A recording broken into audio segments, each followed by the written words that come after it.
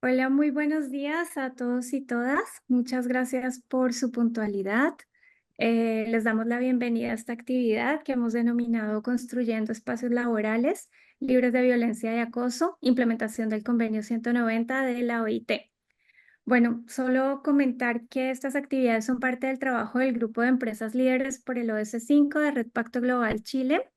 Forman parte de un proyecto que estamos desarrollando para la elaboración de una guía práctica para empresas sobre violencia y acoso en el trabajo, más buenas prácticas en prevención. Bueno, esta iniciativa la venimos preparando en estrecha colaboración con Caja Los Héroes, representada por Luz María Cáceres, quien es jefa de Comunicaciones Internas, Diversidad, Equidad e Inclusión, y por supuesto también con todas las empresas socias que forman parte de este grupo de trabajo. Hasta la fecha hemos tenido 2 sesiones sobre el convenio 190 con la colaboración de especialistas OIT. La última de ellas la realizamos el 26 de marzo.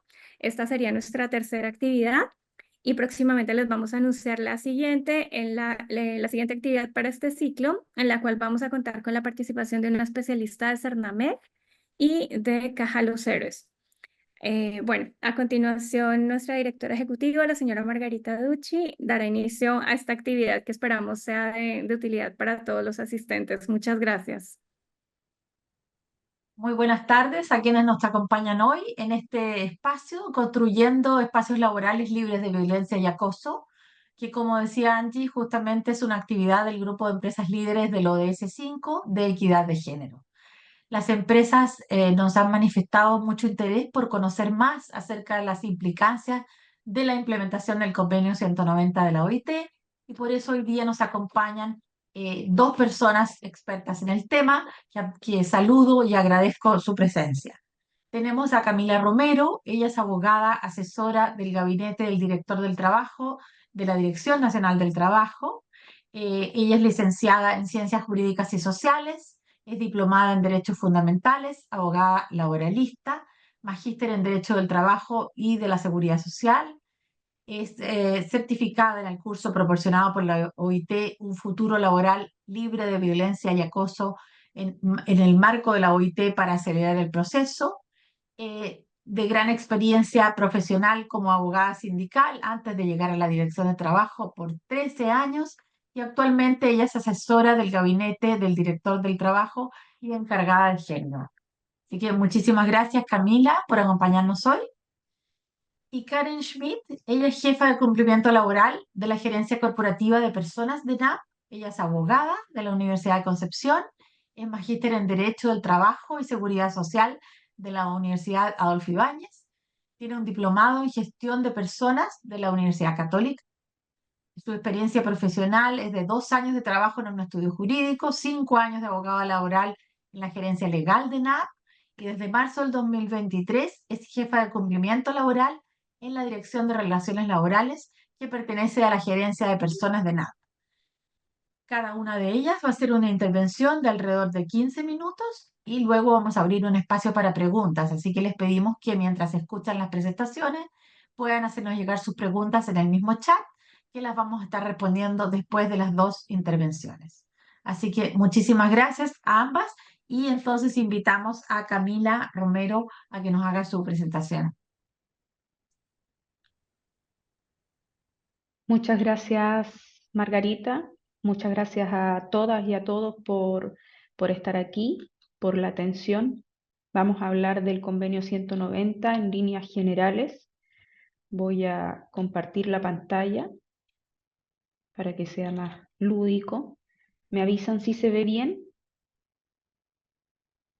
Perfecto, sí. Se ve perfecto. Ya, ok. Quise partir con una diapositiva que era la diapositiva final de mi presentación, pero creo que nos introduce de muy buena manera a lo que significa el convenio 190 para el mundo del trabajo. Y recalco esto, para el mundo del trabajo y no para el lugar de trabajo, porque muchas veces limitamos eh, los espacios de violencia y el mundo del trabajo es mucho más amplio que el lugar. abarca, y lo vamos a ver más adelante, el trabajo digitales, etc. Entonces quise partir con esta frase de Krishnamurti porque creo que rescata la esencia del convenio 190, que es avanzar hacia un cambio cultural. Y todos sabemos que los cambios culturales son difíciles de, de empujar, digamos. Entonces Krishnamurti nos señala hace muchos años atrás que hay violencia cuando usamos una palabra denigrante, cuando hacemos gestos para denigrar a otra persona, cuando obedecemos porque hay miedo. La violencia es mucho más sutil, mucho más profunda. Y con esto quiero decir que probablemente yo, cuando me enteré del convenio 190, cuando lo leí, pero también cuando hice el curso por parte de la OIT, tal vez muchos de nosotros hemos sido violentados o violentadas, o tal vez también hemos violentado a otros sin darnos cuenta. Esa es la importancia, a mi juicio, del convenio, que es un convenio de tercera generación, que es un convenio que en realidad da un paso gigante en esto de la lucha contra el acoso y la violencia.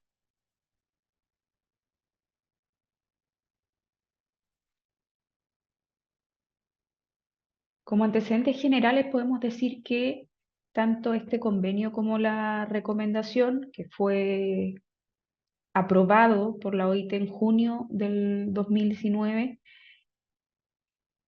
digamos que engloba todos los instrumentos que ya se habían aprobado, algunos ratificados por Chile, que se referían a la violencia y al acoso, pero de manera dispersa.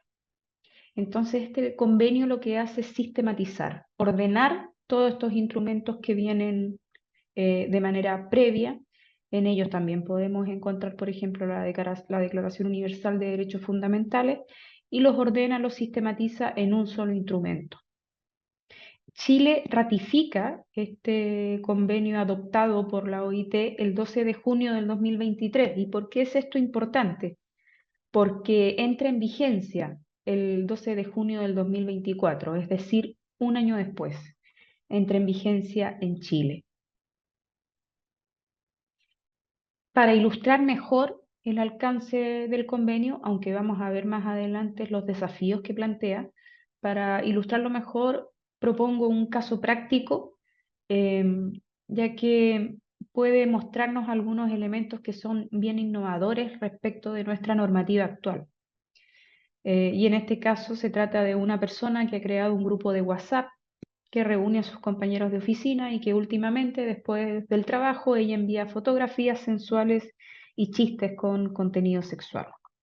Nadie le ha hecho ningún comentario, poco responde, lo hace después del trabajo.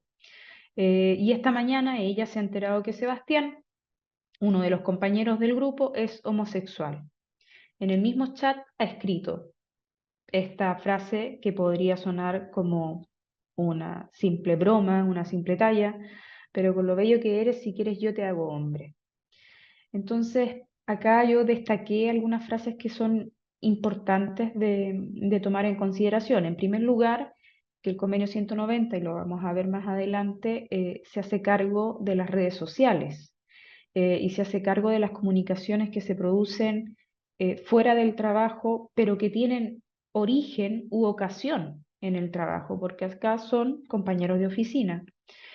Y algo que podría ser para nosotros culturalmente como una simple broma, podría catalogarse de violencia y acoso, siempre que la víctima se sienta ofendida, acosada o violentada. Es muy importante recalcar que el convenio 190 se centra en la víctima, por lo tanto en la percepción que tiene ella de la conducta que se produce por otro.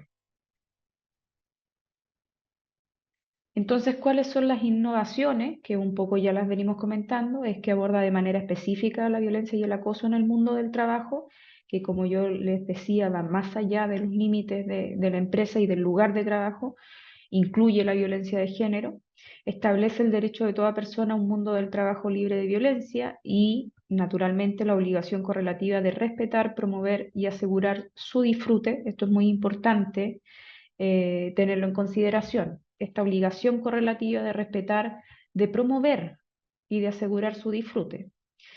Adopta un enfoque inclusivo e integrado. Inclusivo quiere decir que tenemos que tener en cuenta cuando prevenimos en un lugar de trabajo o en el mundo del trabajo la violencia y el acoso, cuando lo prevenimos tenemos que tomar en cuenta los grupos que son más vulnerables a la violencia y el acoso. Entre ellos, por ejemplo, las mujeres o entre ellos, por ejemplo, los extranjeros.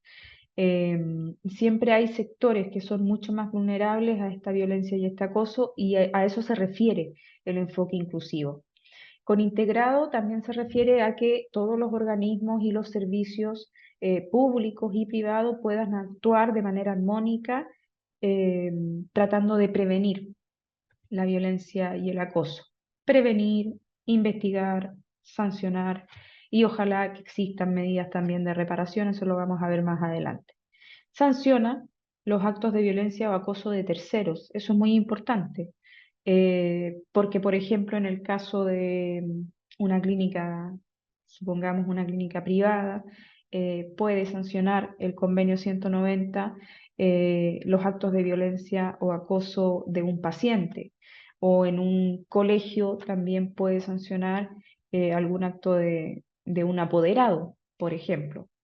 Abarca todos los sectores, y con esto me refería a todo el mundo del trabajo, público, privado, economía formal, informal, zonas urbanas o rurales, y protege a las personas trabajadoras asalariadas, cualquiera sea su situación contractual, pero también protege a los pasantes, a los aprendices, a las personas que se han desvinculado, a los voluntarios en busca y postulantes a un empleo.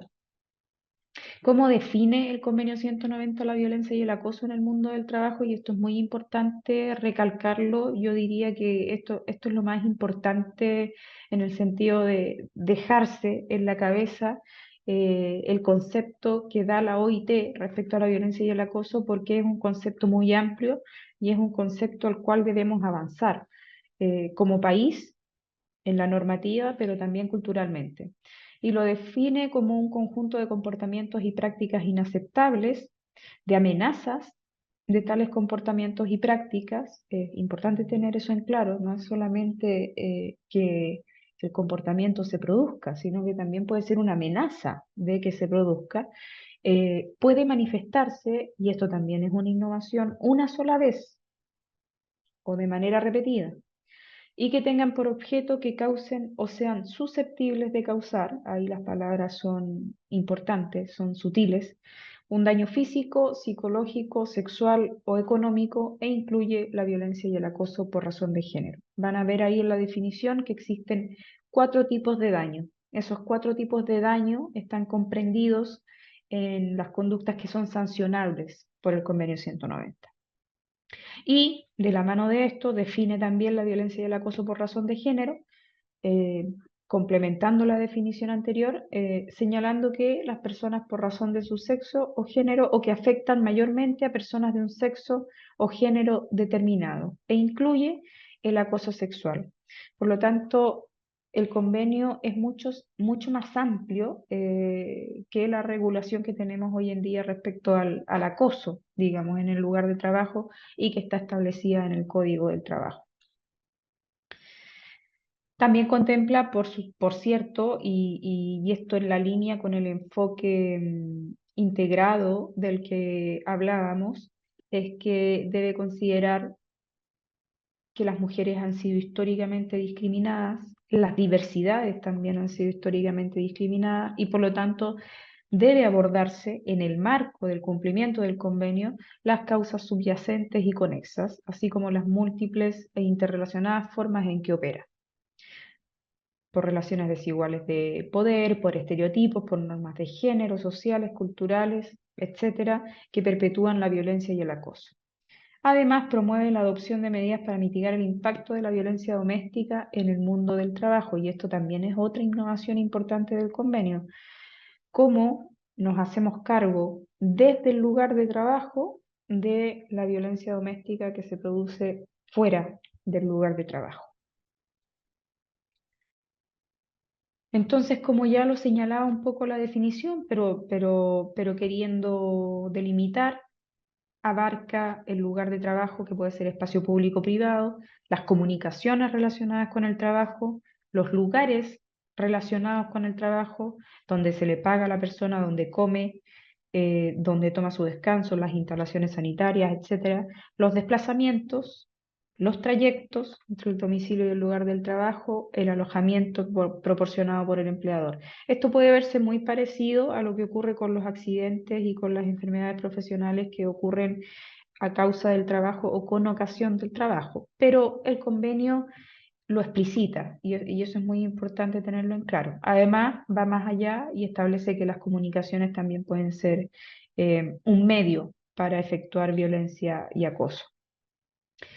Por supuesto que este convenio está relacionado estrechamente con los principios y los derechos fundamentales del trabajo y así se hace cargo en el mismo convenio. Se establece que tiene una relación directa con los derechos fundamentales y con los principios.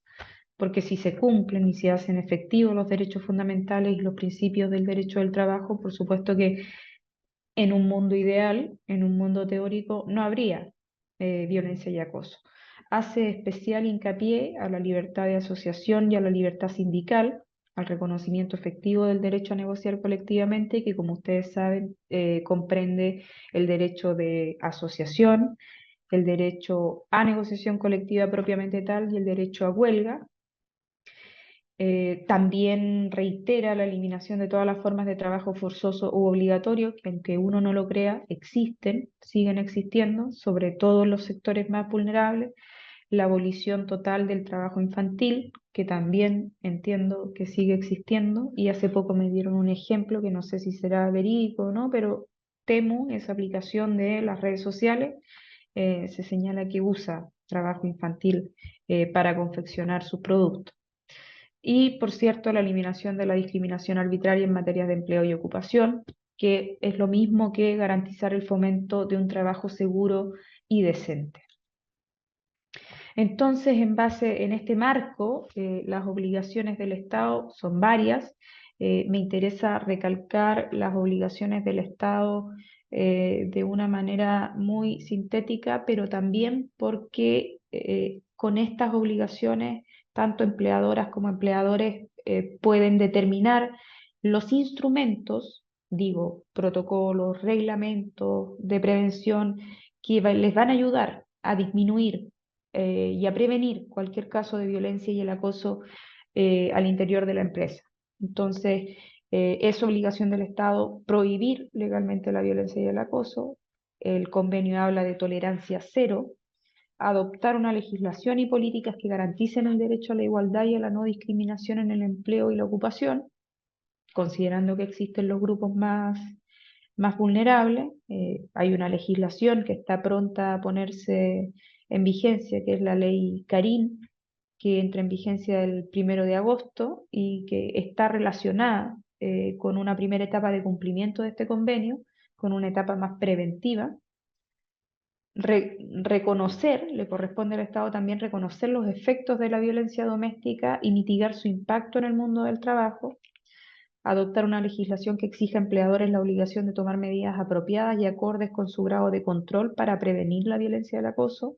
Es importante esto porque, claro, las facultades de control, de administración, de mando de las personas empleadoras tampoco pueden ir más allá y limitar algún derecho fundamental. Por lo tanto, todo instrumento preventivo, protocolo que se pueda establecer al interior de la empresa debe respetar eso y en ese punto es muy necesario la participación de todas las personas, todos los actores del mundo del trabajo. Es importante la participación y por eso el convenio recalca la libertad sindical, porque es muy importante la participación de los sindicatos, de las trabajadoras y de los trabajadores en la elaboración de estos instrumentos, porque ellos tienen una parte de la verdad.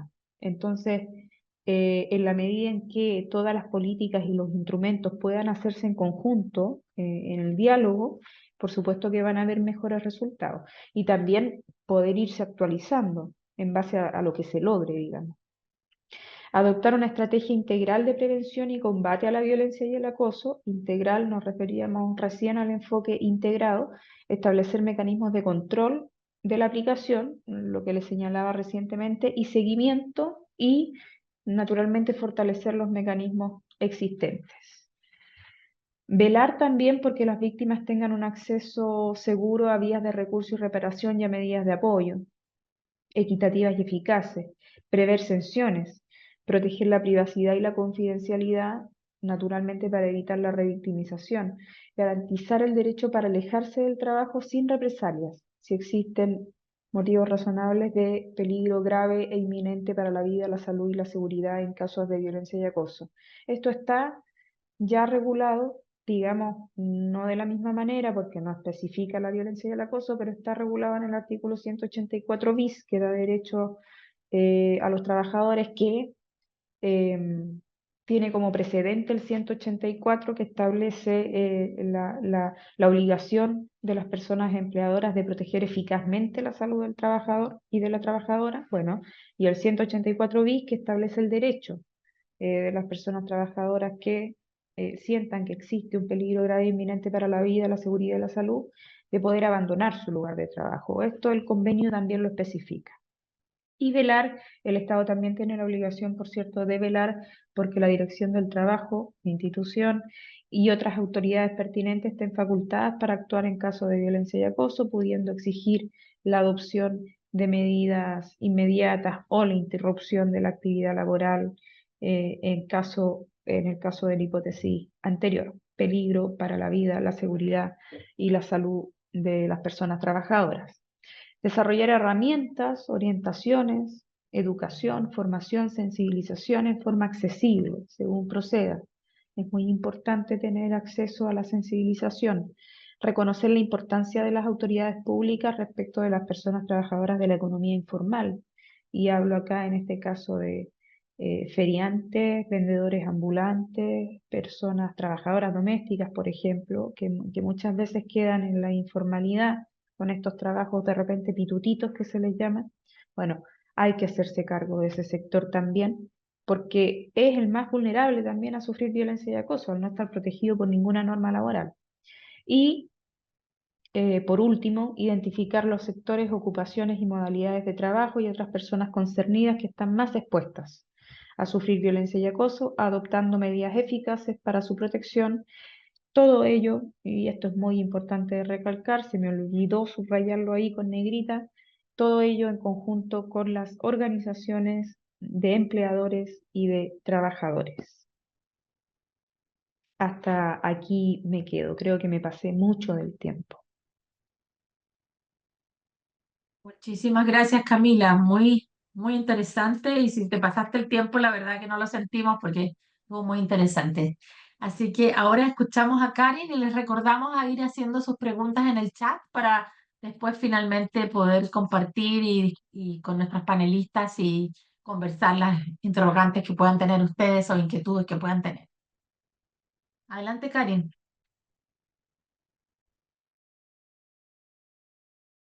Estoy tratando de compartir, espérame, mi presentación, que no me resulta. Un segundo.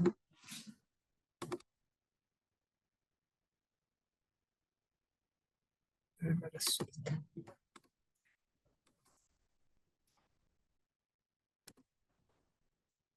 Bueno, buenas tardes a todos. Llegó. Sí, Perfecto. gracias a todos por conectarse, a todos y todas por conectarse. Espero que, bueno, yo les voy a hablar, bueno, antes de ir al contenido, como al fondo de la presentación, voy a contarles un poco de NAP para que entiendan un poco el contexto de cómo hemos ido trabajando en materia de acoso laboral, sexual y de violencia en el trabajo en nuestra empresa. Yo trabajo en ENAP, es la empresa nacional del petróleo. Mi cargo, trabajo como jefa de cumplimiento laboral en Casa Matriz. ENAP tiene distintas unidades de negocio a lo largo de todo Chile, desde Concón, Hualpén, con la Dirección de Almacenamientos y Oleoductos, que nos DAO, que está en San Fernando, Linares, Maipú, Chillán, Isla de Pascua, y también tenemos una unidad de negocio bien grande en Magallanes. Somos alrededor de 2.900 trabajadores propios, además tenemos trabajadores subcontratados, y nuestra tasa de sindicalización de trabajadores propios es de un 93,9%. O sea, somos una empresa con sindicatos, tenemos un mundo sindical muy potente, tenemos un diálogo social bien permanente y fuerte en la empresa, lo que también es bien interesante porque nos permite ir discutiendo todos estos temas también desde la mirada, bueno, con el mundo sindical, y tener también la mirada de los trabajadores en ese sentido.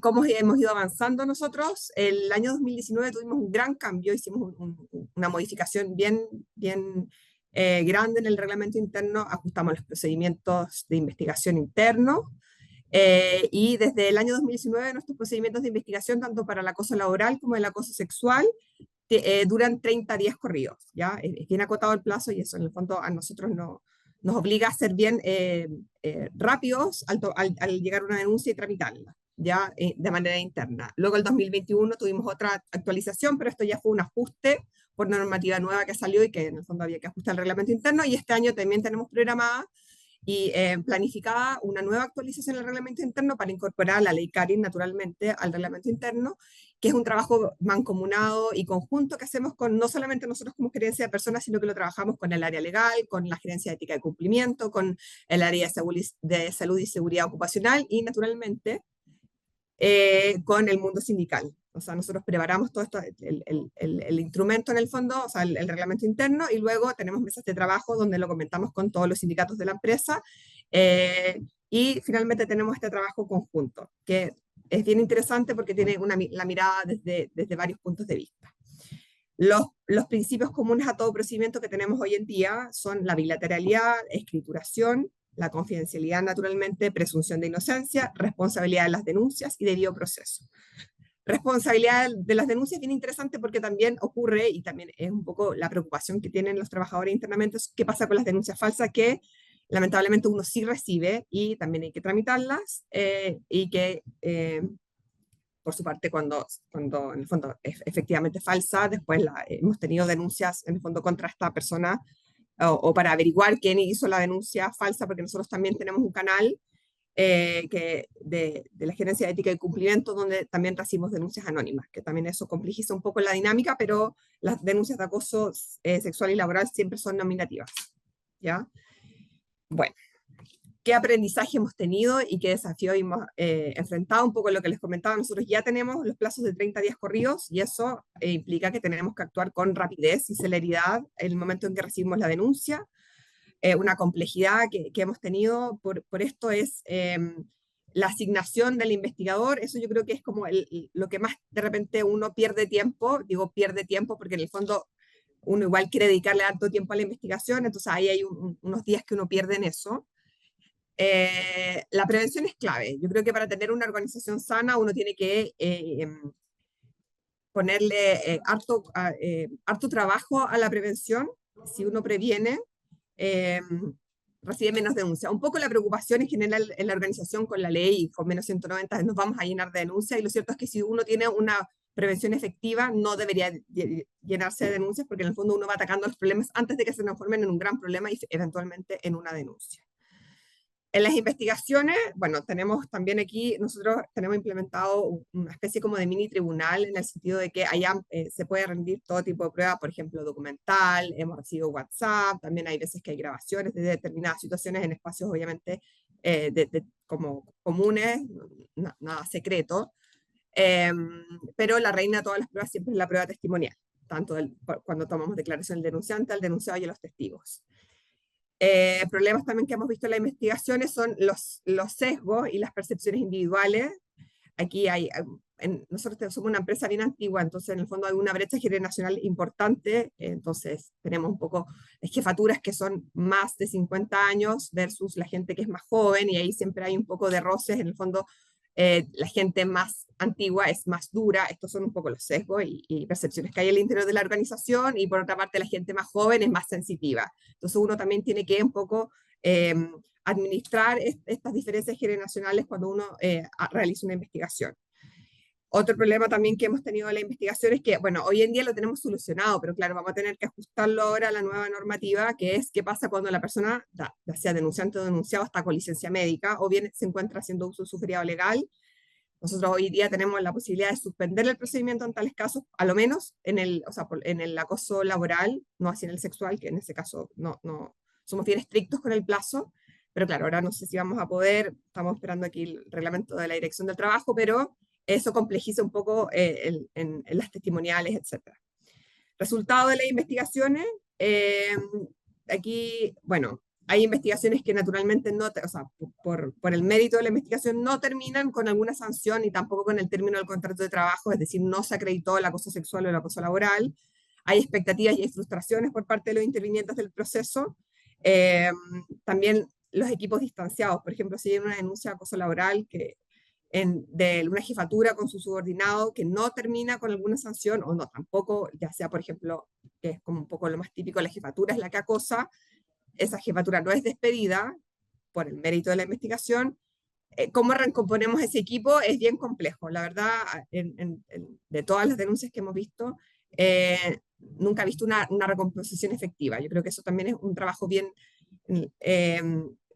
complejo de hacer y que, claro, vamos a tener que quizás darle una segunda mirada para ver cómo lo vamos solucionando, porque vas a tener sí o sí dos personas en la organización que van a, de alguna manera, se van a encontrar, aunque sea si es que dejan de trabajar juntas por algún, si es que alguno es movido a otro cargo, etcétera.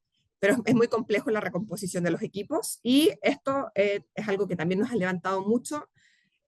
Nosotros hemos realizado un montón de talleres en las unidades de negocio, capacitando respecto al convenio 190 de la ley Karin desde ya en el primer semestre, sin perjuicio de que tenemos programas también más por hacer, pero algo que siempre nos levantan y que nos señalan es la confianza en las investigaciones internas. La gente cuando va a declarar en una investigación nos dice, yo declaro, pero por favor que esto no salga de aquí. Y bueno, si, por ejemplo, el contrato de trabajo del denunciado, en este caso, termina porque se acredita el acoso laboral o el acoso sexual, eso se va a judicializar naturalmente porque la persona se va a ir sin derecho a indemnización y nos ha ocurrido que se sube la prueba obviamente al Poder Judicial y esto es público. Entonces la gente se siente muy pasada a llevar y en el fondo nos genera un montón de ruido porque nos dicen, pero si tú nos prometiste que esto no se iba a saber y ahora lo tiene todo el mundo. Bueno, eso es bien complejo, porque nosotros, y ya les decimos a las personas en general, nosotros vamos a hacer todo lo posible para que esto no sea de acceso público, pero hay una parte que escapa de nuestra esfera, ¿ya? Y es una preocupación real de los trabajadores esto. Bueno, y para terminar, ¿qué acciones hemos debido tomar? Bueno, insisto, lo más importante es educar y prevenir y sobre todo partir desde los más arriba, porque finalmente los líderes de la empresa con sus acciones son los que van a permear a toda la organización para tener un comportamiento y un trato, en el fondo, digno y finalmente uno está gran parte de su tiempo en el trabajo y uno quiere que lo traten bien. Y entonces, si desde las jefaturas eso es así, todos los demás un poco van a seguir ese ejemplo. Entonces, hemos hecho talleres, no solamente tenemos talleres a las unidades de negocio y a los puestos operativos, sino también a la gente que ejerce cargos de jefatura y de liderazgo. En ese sentido, hemos hecho presentaciones y talleres presenciales, tenemos programados varios más para en el fondo tratar de abarcar idealmente a gran parte de los trabajadores de manera presencial, además de hacer talleres y videos online. Y bueno, ahí es una de las capacitaciones que hicimos, esa es una foto que fuimos a la distribución de almacenamiento y oleoductos en Maipú y realizamos una capacitación a todos los trabajadores de esa unidad de negocio. Bueno, y otra preocupación también que la gente nos comenta es un solo hecho va a ser acoso laboral. Entonces yo no voy a poder tener un mal día. ¿Qué pasa si estoy pasando por problemas en la casa y estoy un poco irritable y contesto mal? Eso significa que yo voy a ser tildado, va a haber una investigación o puede haber una denuncia, una investigación, voy a ser tildado de acosador. Hay mucha preocupación por los trabajadores en ese sentido. Tratamos de transmitirle tranquilidad de que la labor de nosotros también es prevenir. Entonces, si uno puede, en el fondo, decirle a las jefaturas que cuando se encuentran en una situación en que hay algún conflicto, quizás levantar la mano y pedir ayuda directamente antes de que se transforme en una denuncia. Yo creo que es súper importante y en ese sentido hay que tener confianza en la organización y darles herramientas a las jefaturas para que puedan trabajar con sus equipos estos problemas, o sea, estos como encuentros y que no se transformen en un problema. Eso por mi parte, no sé si... espero haber, creo que hablé un poco Muchas rápido, gracias. pero espero haber cumplido con el tiempo. Muchas gracias, Karen.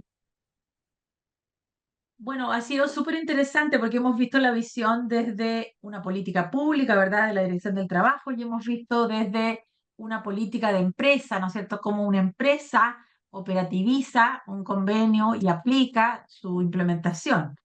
Entonces les invitamos a hacer preguntas y mientras llegan las preguntas, yo le quería preguntar primero a Camila. Camila, ¿cómo ves, o sea, de acuerdo a tu experiencia con este convenio, dónde ves tú que están las principales dificultades para la empresa, para la implementación, para el seguimiento, para una, llamémoslo así, debida diligencia con el proceso?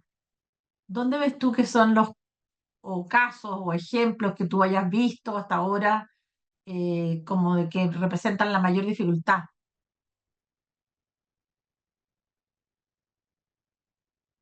Estaba silenciada hablando con la nada. Va de la mano también con lo que señalaba que el cambio es cultural. Y, y ahí a mí me hace mucho sentido lo que señala Karin y lo que se está haciendo por su empresa respecto a la prevención. Yo creo que casos de violencia y acoso hay y han existido y probablemente recién hoy estamos viendo, oh, este era un caso de violencia, este era un caso de acoso y no lo vimos antes.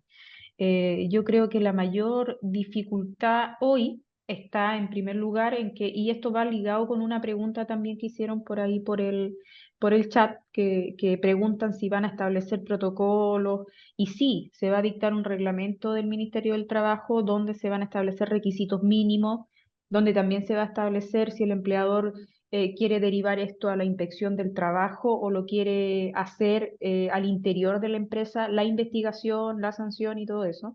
Pero yo diría que la mayor complejidad, o no complejidad, desafío es tener un buen mecanismo de prevención de casos de violencia y acoso, cosa de adelantarnos a todo lo que nos puede llegar con posterioridad, porque en el convenio es muy amplia la definición, lo que no está mal, porque implica que nos ayuda y nos insta a avanzar en una cultura y en un trato de relaciones laborales distinto al que tenemos hoy. Y eso es muy interesante, pero al ser tan amplia, claro, las empresas tienen que adecuar, por lo tanto, sus normativas a este criterio de exigencia, digamos. Y ahí comparto plenamente con Karin que la prevención es lo más importante.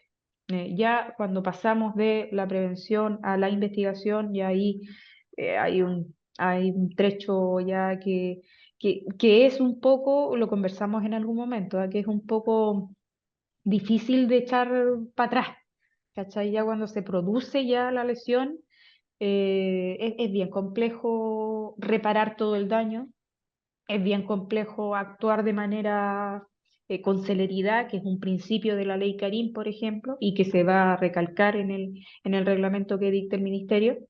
Entonces, yo creo que en la prevención hay que poner, y yo creo que la prevención es el desafío, sobre todo considerando que la ley Karim también se hizo cargo de manera muy, muy sólida en la prevención. Entonces, en la prevención hay que poner todas las cartas. Y los otros mecanismos pueden continuar mayormente como se ha establecido hasta ahora, con algunas modificaciones, sí, que establece la ley Karim. Y teniendo en consideración que la ley Karina es el primer paso de la implementación del convenio y que van a venir otras leyes.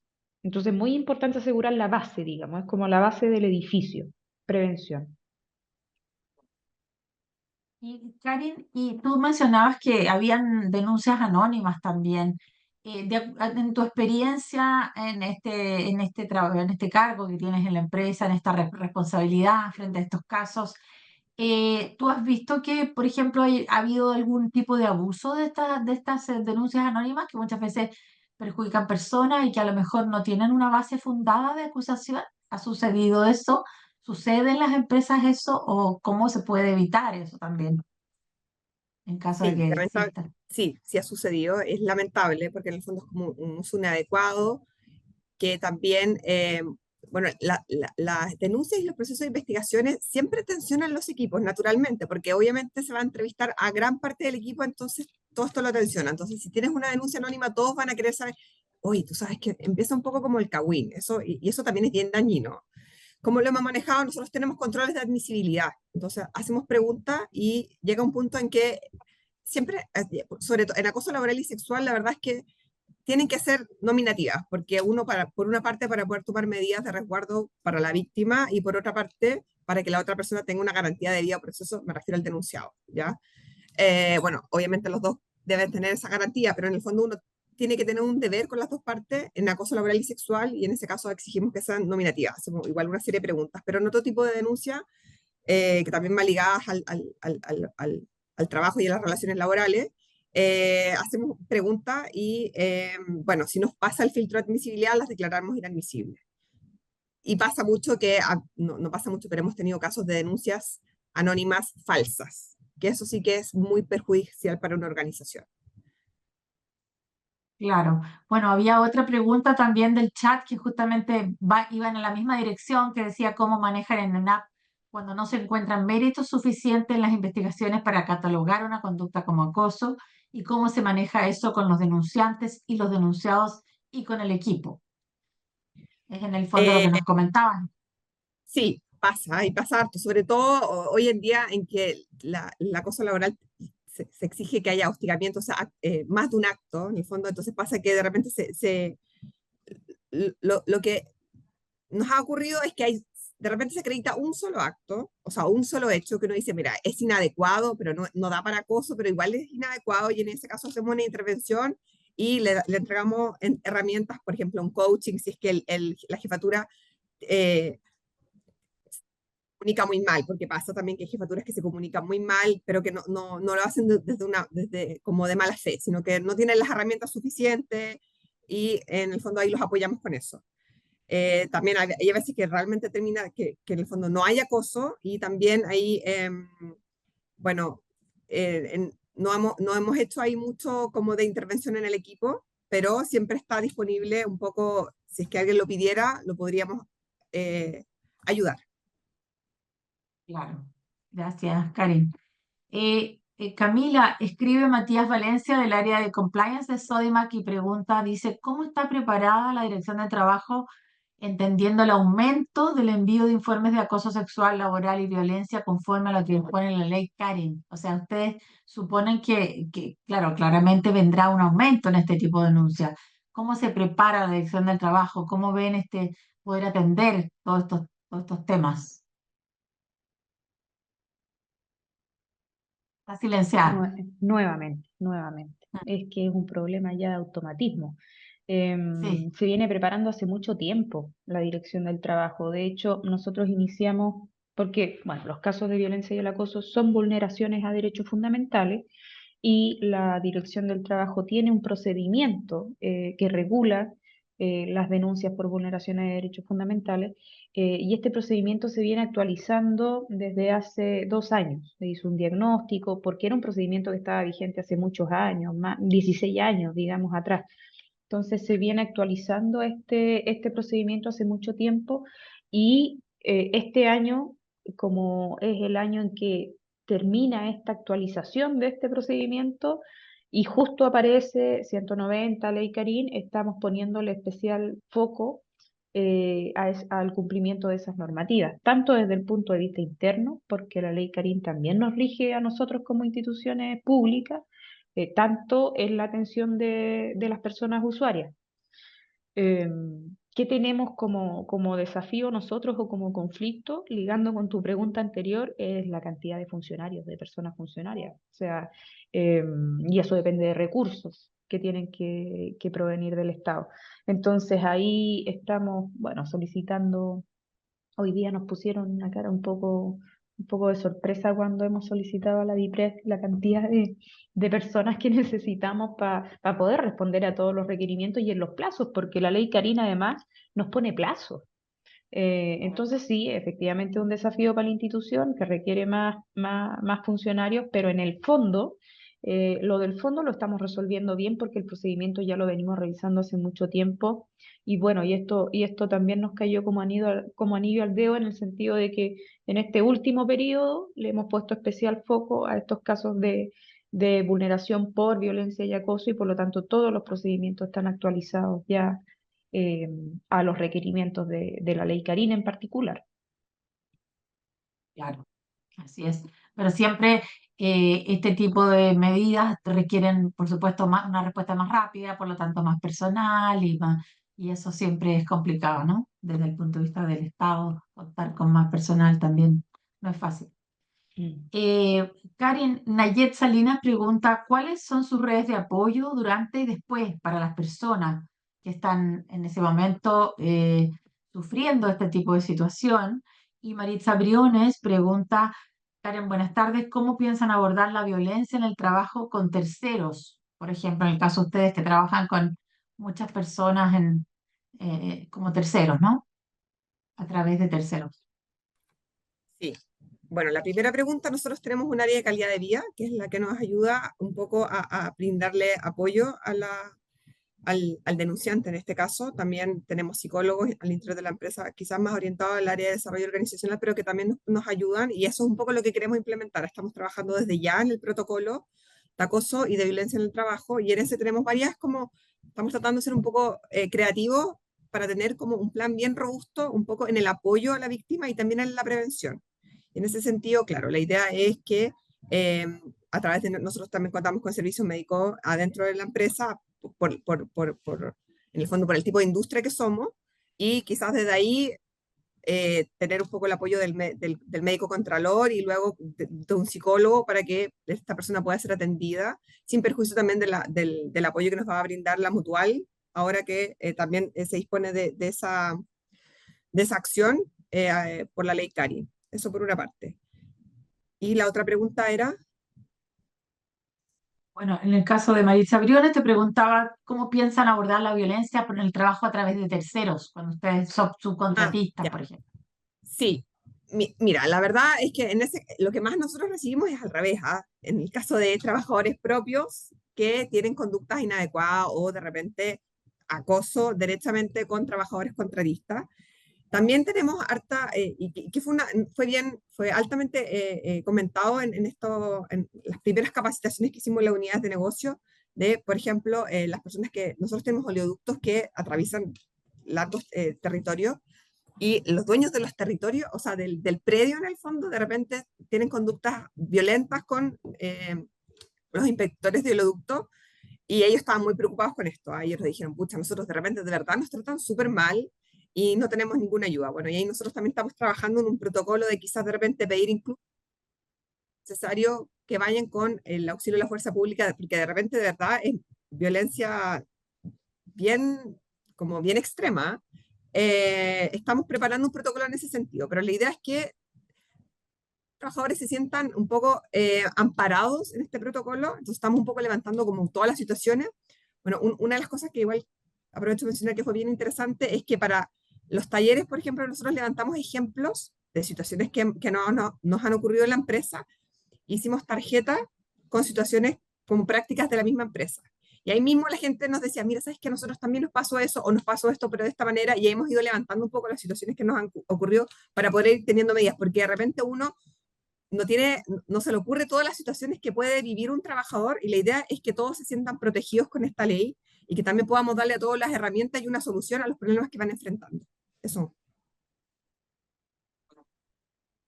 Exactamente, yo creo que es la mejor manera, ¿no? Porque los casos son siempre diferentes y siempre están apareciendo situaciones distintas, entonces hay que conocerlas y ponerse en esa situación. Y claro, y depende de la industria. No es lo mismo una industria productiva Claro, que una industria, por ejemplo, de retail o la que sea, en el fondo. Eso también claro, hay que ir ajustándolo. claro. Camila pregunta, Marcela Díaz pregunta, ¿qué contenidos debe considerar la prevención desde tu punto de vista? ¿La difusión de la ley es válida como prevención porque se enfoca en el después del acoso? O sea, la ley, digamos, estaría hablando de lo que pasa después, pero ¿cómo se puede enfocar la prevención desde tu punto de vista?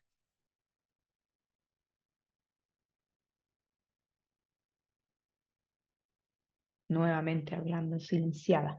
La ley no solamente se aboca, la ley Carín, al menos, no solamente se aboca a la investigación y a la sanción. ¿Ah? La ley Carín, de hecho, yo diría que el fuerte de la ley Carín La fortaleza es todo lo que regula respecto a la prevención y establece un párrafo de distintas medidas que deben incorporarse al reglamento interno, pero también deja sujeto a un reglamento posterior del Ministerio del Trabajo que aún no se dicta, y eso es importante tenerlo en consideración, porque ese reglamento va a detallar los mínimos que debe cumplir cada empresa en el ámbito de prevención, investigación y sanción del acoso laboral, sexual y de la violencia en el trabajo.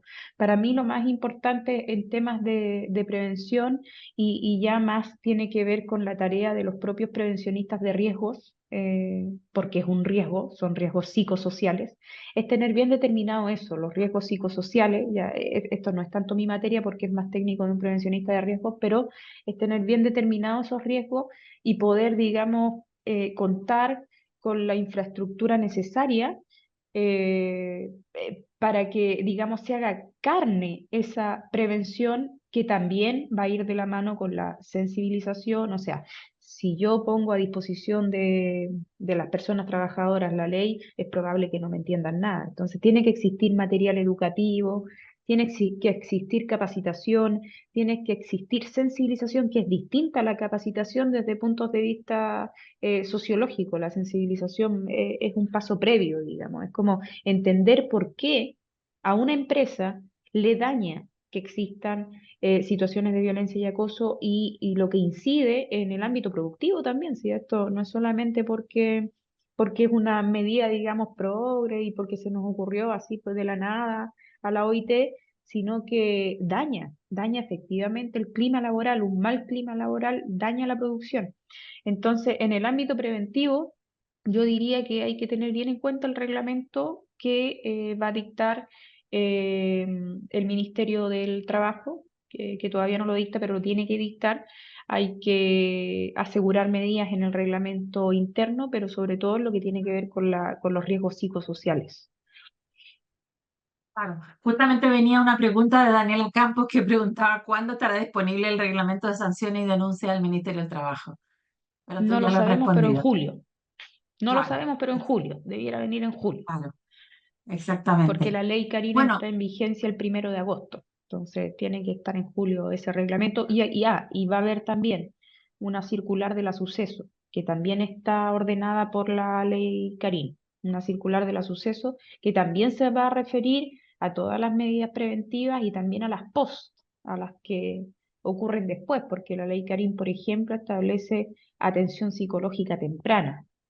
Entonces, esas materias que ya tienen que ver con, con la seguridad social, digamos, van a venir reguladas en una circular. Son dos los instrumentos que estamos esperando y que debieran salir en julio, que son la bien, circular de los sucesos y el reglamento del Ministerio del Trabajo. Y esos van a ser muy importantes para las empresas y para la implementación que tengan que hacer de sus instrumentos internos. claro. Oye, y pregunta, tal vez Karen puedes responder esta pregunta. Pregunta Susana Fuentes, dice, mi consulta, yo estoy en el ámbito de acción y estoy a cargo de áreas de gestión de riesgo de desastres. Por ejemplo, en una emergencia y evacuación, que estamos muy débiles en Chile en esta materia, aunque tenemos la ley de gestión de riesgo de desastres, al realizar una evacuación de una empresa, se producen imprevistos y les ha tocado manejar situaciones de violencia en una evacuación porque muchas personas se salen de control. ¿Han visualizado este tema? ¿Cómo aplicaría esta nueva ley en este ámbito? No sé si a Karin han tenido alguna eh, O sea, en alguna emergencias sí oportunidad, hemos una tenido, situación, sí hemos tenido, pero no pero no, la verdad nunca nos ha llegado una denuncia de... está silenciada, está silenciada. Se silenció. ¿Karin? Yo creo que es factible de que ocurra, o Sí, sea, podría pasar de que, por ejemplo, hay una emergencia y en esa emergencia la jefatura le gritonea y groserías al subordinado para que tome alguna otra claro, medida. Y claro, yo creo que la verdad es que, no obstante una emergencia, uno igual tiene que tener un buen trato en el fondo con todos los trabajadores y sobre todo con los subalternos. O sea, no, igual podría ser la persona una denuncia y haríamos una investigación y eso también podría implicar eventualmente sanciones. No creo que obste a que no se lleve a cabo una investigación a causa de que hay una emergencia. Claro. Y Camila, desde tu experiencia, ¿has sabido de alguna situación como esa, que en un desastre, en una evacuación, donde se pierde el control, desde ahí se hayan provocado situaciones de este tipo de acoso? Sí, yo he sabido, pero no, ¿Sí? no sé si estaré autorizada a mencionarla porque es una bien, bueno, pero un ejemplo. A ver, Puedes se nombrarla sin apellido, produjo, sin nombre sí, ni sin apellido. apellido. Ya, empieza con A, no. Pero sí, pues es reciente que se produjo un accidente en la zona norte Ya. y con resultado fatal de muerte. Pero ahí no solamente la persona que sufrió este accidente, no solamente ella es víctima, sino que, digamos, el supervisor o los mandos medios eh, fueron a propósito de esto despedidos y, y lo que se alegó por la empresa fue que ellos eran los responsables. O sea, en una carta de despido, si tú pones eso, responsable de la muerte de una persona, estáis haciendo un daño enorme a ese trabajador, Claro, a esos claro, trabajadores, y cómo van a encontrar trabajo después. Entonces, sí, esa es una situación, por ejemplo, que el convenio sí abarca, porque ahí hay ya, violencia o hay acoso a estos tres trabajadores que, claro, eran parte del proceso, pero además ahí hay que esclarecer de quién fue la responsabilidad. Ahora, tenemos que tomar en cuenta siempre las personas empleadoras, que siempre son las que tienen la responsabilidad de garantizar eficazmente la vida y la salud de los trabajadores. Entonces, claro, cuando le echáis la culpa a otros, y además en una carta de despido se pone expresamente que ellos fueron los culpables prácticamente de un homicidio, claro. se hace un daño, se hace un Es daño, un daño fuerte, claro, por supuesto. Y sobre todo no fue intencional de ninguna manera, sino que fue de tal ninguna vez manera, claro, negligencia o algo de ese tipo, ¿no? claro. Oye, Camila, pregunta de José Raimundo Díaz, ¿cuál sería la diferencia entre un acto de violencia laboral y un acto en el que se sanciona al trabajador por realizar algo incorrecto en el trabajo? Eso es bien interesante porque todos estos casos se deben analizar en concreto. O sea, el, eh, a ver, si usted me pregunta, digamos, si yo me pongo en el rol de abogada sindical o de abogada de trabajadores, yo lo primero que veo en en un trabajador que me dice, mira, me están acosando, ya, ¿por qué te están acosando? No, porque no hice esto, ya. ¿Cuál es tu contrato de trabajo? ¿Cuál es tu descripción de funciones? Es lo primero que veo. Si lo que le exigieron está dentro de sus funciones y está dentro de su descripción de cargo, entonces eso no es ni acoso ni violencia. Si no está, podríamos empezar a preguntarnos de qué manera te la exigieron, cómo te lo exigieron. Son casos muy concretos, uno no puede dar una respuesta, pero sí puedo decir que es muy importante que las personas empleadoras tengan los contratos de trabajo siempre actualizados, con las funciones bien claras, con cada tarea que debe realizar el trabajador, ojalá en una descripción de cargo, porque eso sirve mucho no solamente para la inspección, los tribunales también lo toman en cuenta. Inmediatamente si un trabajador no hace una tarea que no está comprendida, hay en otros países, por ejemplo, en el derecho comparado, el derecho a se llama el derecho a la resistencia o desobediencia en caso de que a un trabajador le exijan un trabajo que no le corresponde por contrato. Existe. Acá no existe eso, y se tiene que acreditar en tribunales, pero digamos que como medida preventiva es importante tener muy bien establecidas las funciones en el contrato de trabajo porque así el empleador dice, bueno, esta es tu función, ya, y si no la cumple, entonces no es un caso de violencia y acoso. Y ahí podríamos entrar a discutir de qué manera se le hizo eso al trabajador, si hay otros comportamientos que a mí me podrían decir, oye, acá hay un hostigamiento. ¿Me cachai? Es un caso concreto, un caso que concreto debe analizarse siempre caso a caso. Pero como medida preventiva, en síntesis, es necesario establecer las funciones, siempre por escrito, siempre, siempre de esa manera se previene con el derecho a saber. Y hay esta pregunta, Camila, también de Daniela Subiabre, que dice, dentro de la implementación de este convenio, en caso de derivar las denuncias a la Dirección del Trabajo, ¿el organismo tiene un plazo de respuesta? Lamentablemente me ha tocado gestionar a los trabajadores cuando la Dirección del Trabajo se demora en su resolución. Sí, tenemos un plazo de 30 días, que el reglamento va a determinar si son 30 días hábiles, corridos, no creo que sean corridos, pero la ley establece un plazo de 30 días de investigación. Y a veces Sí, claro ese que no, plazo sí, claro que a veces no se no cumple. se puede O sea, cumplir claro, me imagino, a veces no claro, se puede cumplir por razones, ¿no? De es que personal, son de tiempo. demasiada la cantidad, claro, Claro, sí es eso. O sea, ¿qué nos gustaría más a claro, nosotros que poder cumplir con todas por las supuesto. denuncias? Pero hay una falta de recursos y por eso yo señalaba anteriormente que la complejidad también tiene que ver con que la Dirección del Trabajo pueda salir también robustecida de estas implementaciones, Ley Carín 190, porque va a tener harta pega que le tenemos que sumar las 40 horas, la conciliación de vida familiar y personal, que también está. Entonces, eh, sí, pues tenemos una institución con baja cantidad de funcionarios para los desafíos que tiene. Y como es el ente fiscalizador e interpretador de la ley, por supuesto que necesitamos más funcionarios, porque reconocemos que hay denuncias que se han demorado y que porque las denuncias de derechos fundamentales, además, en comparación con otras que son más directas, que en la fiscalización ya, no, usted no cuenta, el empleador, usted no cuenta con contrato de trabajo, hay una multa, hay una infracción, ¿no es cierto? Y es fácil. Pero la Así es. vulneración de derechos fundamentales se tiene que analizar en concreto, se tiene que hacer investigación y es mucho más sutil. Entonces, requiere más tiempo, es natural. Y por eso requerimos más personas funcionarias, más recursos. Así es, claro que sí. Bueno, ya estamos terminando. Les queremos agradecer muy especialmente.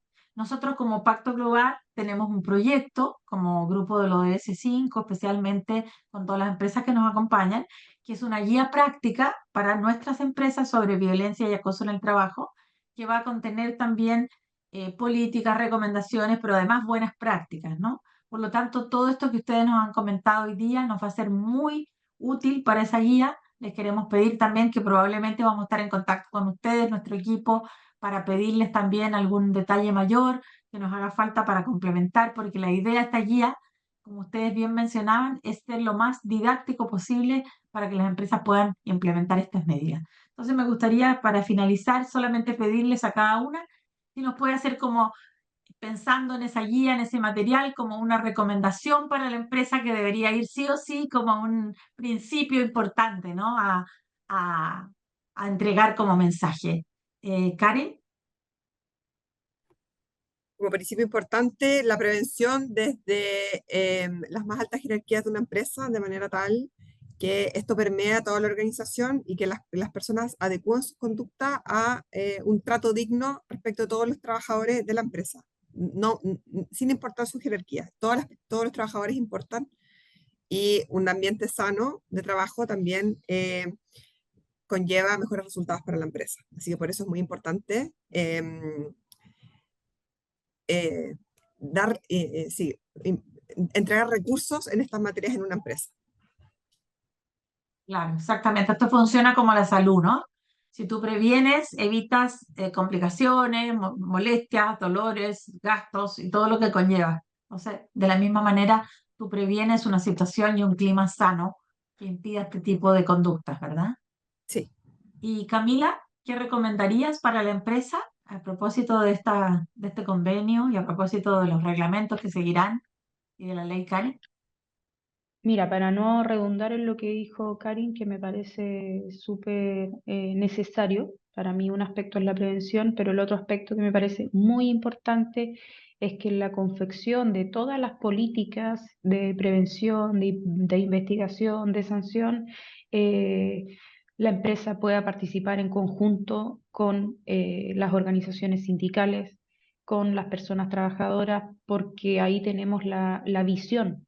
eh, y porque hay muchas personas que a veces omiten sus denuncias u omiten estar pasándola mal por no tener una organización detrás que las represente.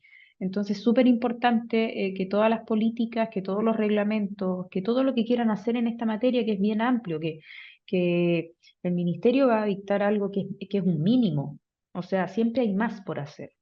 Eh, Tenemos que cumplir lo mínimo, sí, pero yo creo que con las organizaciones sindicales, y lo digo porque he tenido experiencia en organizaciones sindicales de Codelco, sobre todo del sector norte, grandes sindicatos también, se ha podido evitar mucho más situaciones de vulneración de derechos fundamentales gracias a la participación permanente de la organización sindical. Entonces, muy importante eso para mí, que exista siempre un trabajo conjunto, un diálogo social, construcción de políticas participativas, porque nos permite mirar más amplia la cosa. Miramos todo desde las distintas aristas y prevenimos de esa forma mejor.